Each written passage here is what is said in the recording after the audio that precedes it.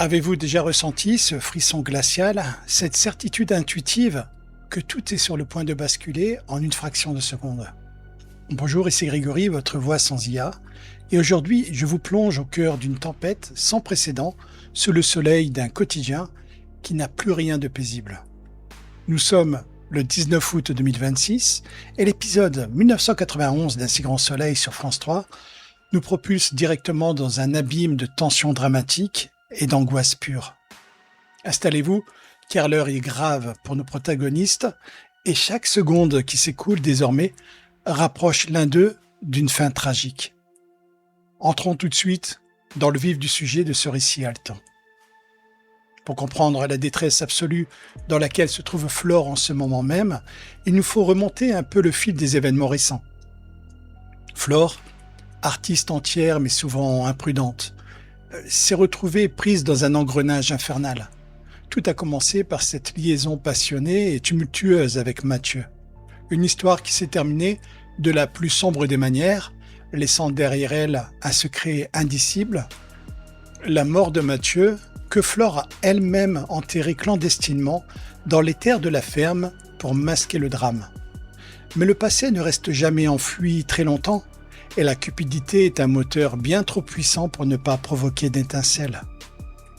Avec William, Flore s'est lancée dans une entreprise hautement risquée, l'écoulement de bijoux volés. Une tentative désespérée de s'en sortir qui a tourné au cauchemar absolu lorsque José, leur receleur, les a trahis sans vergogne après avoir mis la main sur le premier bijou de grande valeur. C'est ici que notre épisode s'ouvre dans la pénombre oppressante d'un hangar désinfecté. Assommée, séquestrée, Flore reprend péniblement connaissance. Sa tête est lourde, douloureuse, mais la réalité qui la frappe au réveil est bien plus violente encore que le coup qu'elle a reçu. Elle est prisonnière, ligotée à quelques mètres de William, lui aussi captif de ravisseurs froids, déterminés et lourdement armés. Ces hommes ne sont pas là pour négocier gentiment. Ils veulent le reste du butin, ces fameux bijoux d'une valeur inestimable, et ils savent que Flore détient la clé de leur cachette. Face aux menaces physiques immédiates et devant la détresse de William, Flore sent ses dernières défenses s'effondrer. Elle craque et avoue la vérité, les précieux bijoux sont dissimulés à la ferme. Pensant que cet aveu achèterait leur liberté à tous les deux, elle subit un nouveau choc. Les ravisseurs la détachent et la relâchent, mais ce n'est qu'une liberté en trompe-l'œil. C'est un piège machiavélique qui se referme sur elle. Le chef du gang lui pose un ultimatum glacial. Elle a exactement 24 heures, pas une minute de plus, pour retourner à la ferme, récupérer les bijoux et leur livrer le butin. Si il y a le moindre retard, la moindre tentative d'alerter les autorités, ou s'il manque un seul bijou, William sera exécuté de sang-froid. Flore est jetée dehors, seule face à son angoisse, le chronomètre de la mort désormais enclenché. Elle se précipite vers la ferme, l'esprit embrasé par la panique, espérant pouvoir déterrer rapidement le trésor pour sauver la vie de William. Mais lorsqu'elle arrive à proximité des lieux, son sang se glace. Des gyrophares bleus déchirent l'obscurité. Le vombrissement des moteurs de police et les rumeurs des conversations des enquêteurs résonnent dans la nuit. C'est le pire des scénarios. Le commissariat a investi les lieux.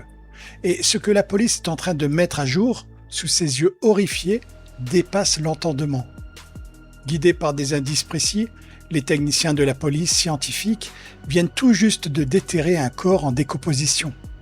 C'est le cadavre de Mathieu, son ex-amant, celui qu'elle pensait avoir dissimulé à jamais sous cette terre nourricière. Flore observe la scène de loin, dissimulée dans l'ombre, terrassée par une double panique. Comment récupérer les bijoux alors que la zone est désormais une scène de crime ultra sécurisée et bouclée par les forces de l'ordre? Et comment échapper à la prison maintenant que son secret le plus noir est exposé au grand jour? Pendant ce temps, l'absence prolongée et inexpliquée de Flore commence à semer le doute et l'inquiétude chez ses proches. Ludo, qui connaît l'impulsivité de la jeune femme, mais sait aussi qu'elle ne disparaît pas ainsi sans donner de nouvelles, commence à paniquer. Sentant que quelque chose d'anormal se trame, il décide de ne pas rester les bras croisés et contacte immédiatement Alain. Alain, conscient du tempérament de Flore, mais aussi des dangers qui rôdent autour d'elle, prend la mesure de la gravité de la situation. Sans perdre un instant, il tente de joindre d'urgence le commissaire Clément Becker. Il faut agir vite, très vite. Au commissariat, l'enquête s'accélère sous une autre impulsion. Élise, qui partage le quotidien de Flore en tant que colocataire, est assise face à Becker et au lieutenant Yann. Lettrée tirée par l'inquiétude, elle livre un témoignage crucial. En remontant le fil de ses souvenirs, Élise s'est rappelé un détail qui avait d'abord semblé insignifiant, mais qui prend aujourd'hui une tournure dramatique. Elle se souvient d'un appel téléphonique étrange, totalement incohérent, reçu de la part de Flore le soir même de la fameuse fête. Une date qui coïncide de manière troublante et précise avec la disparition soudaine de Mathieu. Pour Becker et Yann, les pièces du puzzle commencent enfin à s'assembler de façon sinistre. Les soupçons se cristallisent autour de Flore. Est-elle une victime, une complice ou l'instigatrice d'un drame passionnel qui a mal tourné? Mes chers amis, l'étau se resserre à une vitesse vertigineuse autour de cette femme prise au piège de ses propres mensonges. Mais changeons d'atmosphère pour nous tourner vers une autre intrigue, plus feutrée, mais tout aussi impitoyable, celle du marché de l'art et des manipulations financières qui se joue en coulisses sous l'égide de la galerie d'Alix. Ici, pas de cadavres sous la terre, mais des réputations à détruire et des portefeuilles à vider. Au centre de ce jeu de dupes, on retrouve Blamont, toujours à l'affût d'un mauvais coup pour se faire de l'argent facile. Blamont est en possession de clichés exclusifs représentant l'artiste de rue très en vogue et mystérieux, Assante. Connaissant l'obsession du critique d'art Chaligny pour ce créateur insaisissable, Blamont décide de passer à l'attaque. Il aborde Chaligny et lui propose un marché simple mais coûteux, lui vendre l'adresse secrète d'Assante pour la coquette somme de 2000 €. Dans un premier temps, Chaligny, fidèle à son image d'homme supérieur et méprisant, repousse fermement cette offre qu'il juge indécente et opportuniste. Mais la curiosité et l'ambition professionnelle sont des poisons lents. Rongé par l'envie de décrocher l'exclusivité sur Assante, Chaligny finit par céder à la tentation. Après une négociation serrée, il accepte de verser 1000 € à Blamont en échange d'un précieux renseignement. Ce que le prétentieux critique d'art ignore totalement, c'est qu'il marche les yeux fermés dans un piège monumental. En coulisses, Alix et Stéphane s'activent avec délectation.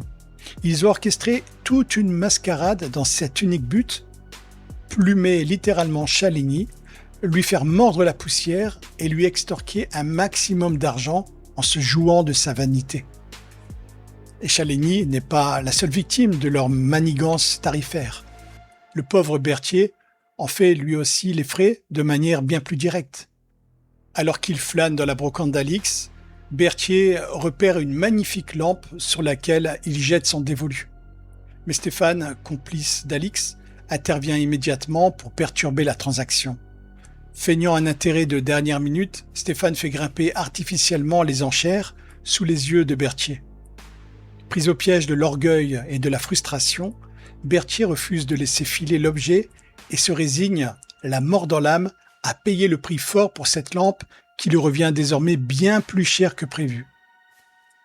Une victoire de plus pour le duo machiavélique formé par Alix et Stéphane, qui règne en maître sur ce petit monde d'illusions et de faux semblants.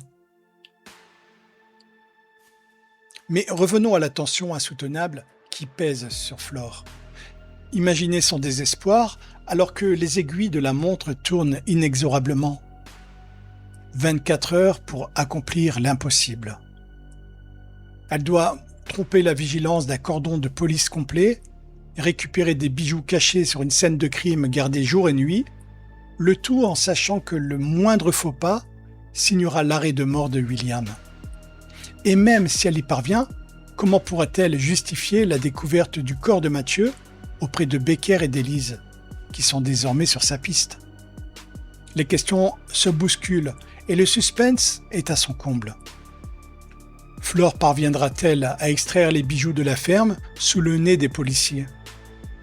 Les ravisseurs mettront-ils leurs terribles menaces à exécution si le délai de 24 heures est dépassé? Jusqu'où Élise ira-t-elle pour découvrir la vérité sur son ami? Et du côté de la galerie, Chaligny découvrira-t-il la supercherie d'Alix et Stéphane avant qu'il ne soit trop tard pour ses finances et sa réputation? Une chose est sûre, la suite des événements s'annonce explosive et riche en révélations dévastatrices. Mes amis, c'était Grégory au micro, votre voix sans IA. Prenez grand soin de vous, restez connectés pour ne rien manquer de nos prochaines enquêtes et à très bientôt pour décrypter ensemble les secrets les plus sombres de nos fictions quotidiennes préférées.